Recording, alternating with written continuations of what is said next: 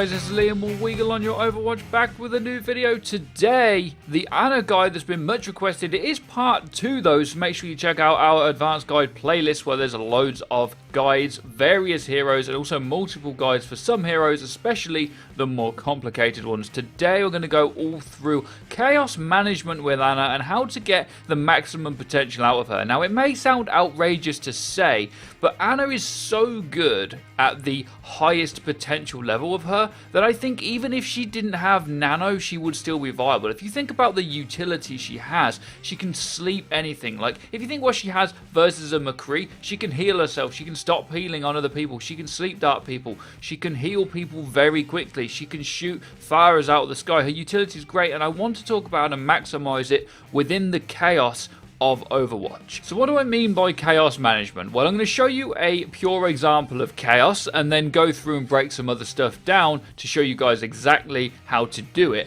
But you'll see on full Skyer, we're getting wrecked, and me and Ryan decide to regroup because I've nearly got nano. I hit the nade in, I then nano my Ryan, I then shoot at things because he doesn't need healing, I then sleep the Ryan, I then heal him a bit more, but then can't because he has a nade on him. I then focus back on damage and then healing again once he can be healed, and then I go back to doing damage on the Ana and trying to sleep her. So that is what I mean by chaos management, how to break that down in your mind and prioritize the right targets. I think one of the first things to say though, and I'll show you on screen some gameplay of Fredo playing on Anubis, where he's actually trying to Ana from the back of the map, and this doesn't work very well. Usually, if you can get to a high point, then yes, there's a good advantage in that. But with Ana and people moving out of their lines of sight and her needing the line of sight in order to heal things, makes her need to be in the fight more than you may feel comfortable with when you first start using her.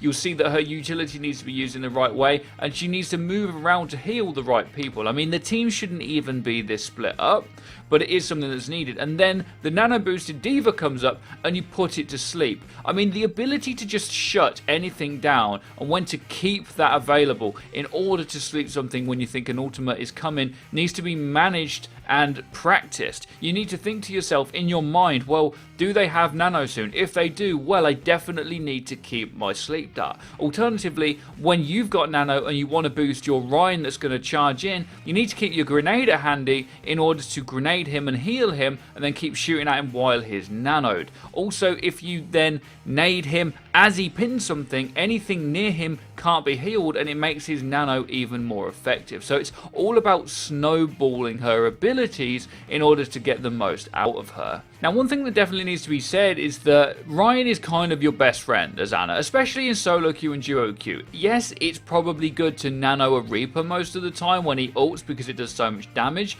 but for a more reliable situation to put yourself in, it's easier to do it with the Ryan, and he needs to be your best friend in the way that you can heal him and not actually let him die or go off on his own, and stay with him all the time. If you sit at the back like I mentioned before, you're not going to be able to pocket him, you're not going to be able to be that number 2 guy to your Ryan to keep him alive, and keeping your Ryan alive is very important as the main healer. Now, one thing that definitely happens too much with Ana players is that they focus too much on doing damage than healing, and that is never the thing to do. Now, if everyone on your team is at full HP and a Pharah comes flying in, then of course you can aim at her and shoot her, but it doesn't take long, as you'll see, for your team to take more chip damage and you have to heal them again. We'll see the nano boosted diva comes in again, and again you get so much value out of hitting your sleep darts. For a quick tip on how to use them, when you shoot it, try and track the target as they move when you shoot it, as it is quite a fast moving projectile. If they're at a massive distance, then yes,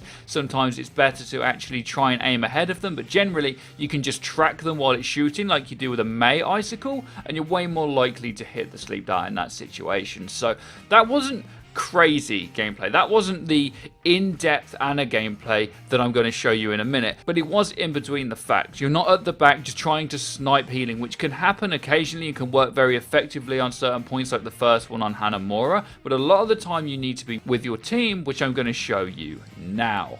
So we're definitely going to need some slow motion at this point because we're about to do a massive take. Our Rhine slams everything down and I hit the nade right in the middle of everything. My Rhine can now receive extra healing and nothing else can heal in that chunk on the enemy team. I know that he's going to live for a second, so I turn to the right in order to try and follow up on the Earth Shatter on the Ana and the Z. Once they start going for our Rhine, I then heal him again as he's my priority and I manage to nano him and let him go off into the distance trying to kill things. I then cannot heal him, as you'll see on screen. His name is in purple, and I notice that there's just one person sitting over there in the corner. I fire a couple of no-scopes at him and then land my nade on the Rhine perfectly. Now, this is how you need to be able to play Ana in order to get the maximum potential out of her. With Nano Boost being so good at the minute, a lot of people on the game can use her and get enough value out of the Nano to make it viable. However, when Nano catches a nerf, and it probably will, you will then need to be able to manage this chaos more and use the rest of her incredible utility to a higher standard, because a lot of people, and I have messages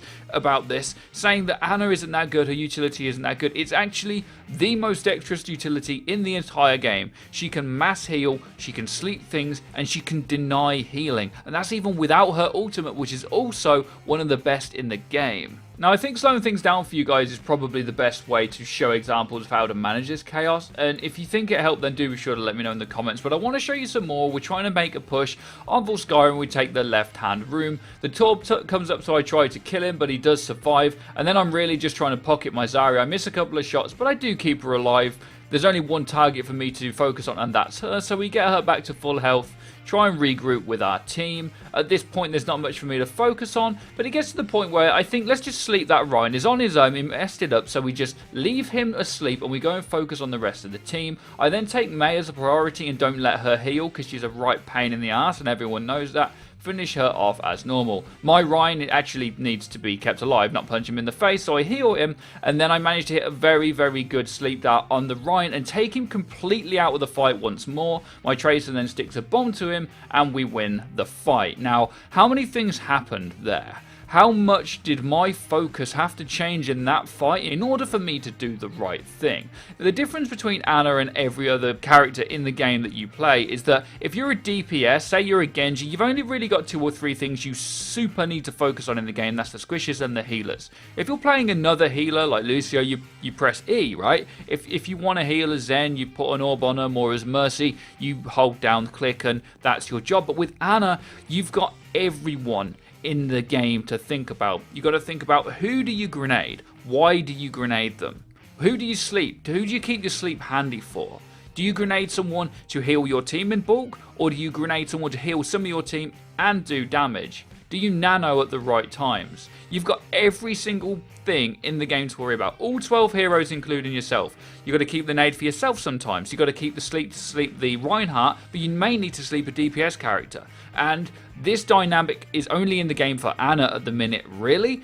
And all of these things need to be thought about on your approach to taking her. As I say, you can get the use out of her now, but when Nano goes, a lot of people won't get that same value, and the importance of Ana will be in the rest of her kit, which isn't easy to use. I'm going to break down one more bit of gameplay and go through it, and I have to break these down because I don't think it can work any other way. I sleep the Roadhog, but someone wakes him up. I decide that nading him, don't let him heal, and finishing off the target is the best thing to do, which my team do. I then go to my best friend Ryan, but instantly have to take my sight away and save our Genji. I heal him, I get some really nice no-scopes on him, and heal him all the way up. The enemy team start poking where they probably shouldn't, to be perfectly honest, but we decide to push up on the choke and harass them. I then hit another sleep on the Roadhog, which again takes him out of the fight. Taking out a big threat like that is so huge. You don't need to wake him up. Focus on other things first, kill them, and then you don't have to worry about him until he wakes up. Now, I do bully this Roadhog. That's the 3rd time I've actually slept him in this gameplay so far.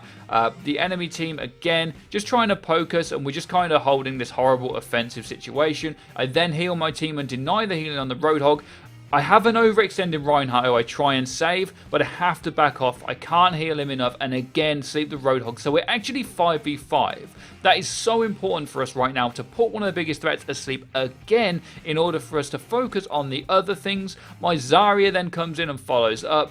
I then don't even need to heal anything. I just focus on doing some damage, building my ultimate some more, and again waiting for my team to come back. someone is trying to take the point behind us. It's Lucio. Stop him healing. He's a very good target to hit with your nade, because once he can't heal, he can't really get away unless he gets like a miracle speed boost. I then absolutely bully the Roadhog. So the enemy team need to push us at this point, and I bully him again by sleeping him across the map. Someone I think does then wake him up, but we decide it's go time. I'm going to nano the Rhine. Why not? So once he is, you make sure that you get the nade down. The nade did some damage. It stops someone from healing. It also healed the Rhine. Keeps everything alive. And then I missed one sleep. I did miss a sleep on the Zarya, but it didn't matter. We followed up. And then there's just a soldier left on point to focus. So I guess this video, as much as it is a guide, and it should help you now realize what you need to do, it's also just kind of fundamentals and almost basics as well, because there's just so much of this stuff that people don't realize. They'll stand there and heal and they'll get the nano, as I mentioned already in this video, but they don't think, actually, well, if I sleep that and then focus this, oh wait, hang on, my Genji needs healing, just like in the gameplay. What? So you heal the Genji, and then it turns out, well, something's in your face, so you have to heal yourself with your nade, by which time the thing you just slept is waking up, but you've got your sleep again. It's all of these massive fundamentals going on all the time in your mind and in the game, and it requires the most concentration out of just about any other hero. It's up there with Genji and Tracer when there's like a million things going on, and you have to make the right decision all the time. So don't take your Ana picks lightly. They're very important, and it is key that you hit in your sleep darts and you're hitting your nades at the right time, whether it be to heal or whether it be to actually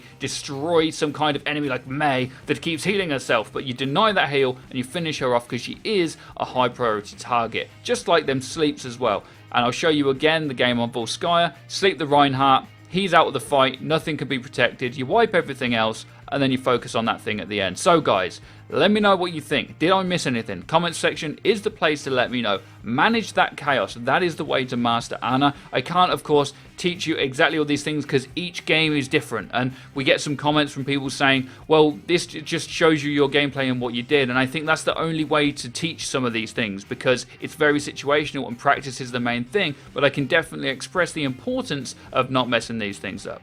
Let us know what you think.